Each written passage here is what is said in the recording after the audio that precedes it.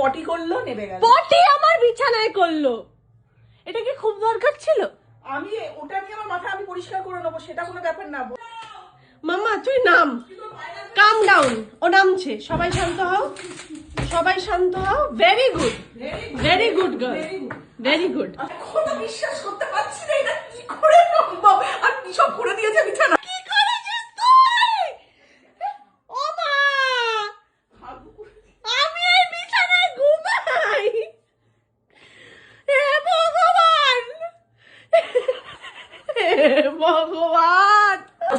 মনে হচ্ছিল না প্লাইটা ভেঙে গেছে। প্লাইটা ভেঙে গেছে আমার গেছে মনে না? হচ্ছে। হ্যাঁ, এটাকে তুলতে হবে, এই প্লাইটা প্রবাবলি ভেঙে প্লাই ভেঙে গেলে লাগিয়ে নেবো, কিন্তু আমার চিন্তা হচ্ছিল ওর নাম। ও নেবেও গেল কত স্মুথলি। আর আমার ভয় করছিল এই যে ফোনটা এখানে বাজছে, ইনি এখানে রয়েছে সুন্দরী, কিন্তু একবারের জন্য এই ফোনে পা দেয়নি।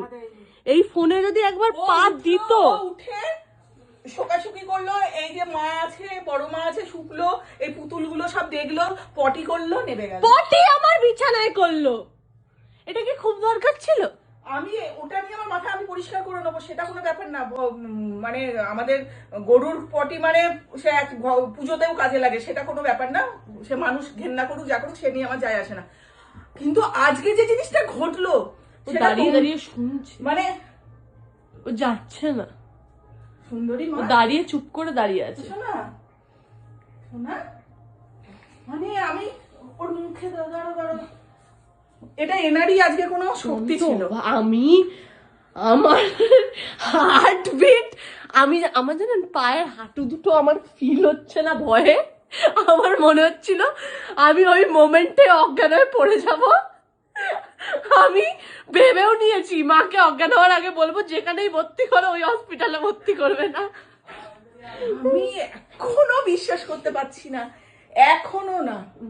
ওরে, ও বিছানা থেকে স্মুথলি নেমেও গেল। আমার ভয় লাগছিল নামবে কি করে। আমার ভয় লাগছিল আমার বিছানাটা ভেঙে মাঝখান থেকে পড়ে না যায়। ও কিরকম মানে এমন ভাবে উঠলো যেন অভ্যস্ত, কোনো ব্যাপারই না। এদিকে 2 বছর ধরে চেষ্টা করছে, উঠতে পারেনি। আজকে ঠাকুর দেখতে দেখতে উঠে বললো। ঠাকুরের মহা দয়া, মানে আজকে ওর মধ্যে আমি মানে কি বলবো, আজকে সত্যি অলৌকিক একটা ঘটনা। এটা সাধারণত জানি না আপনারা কোথাও দেখেছেন কিনা।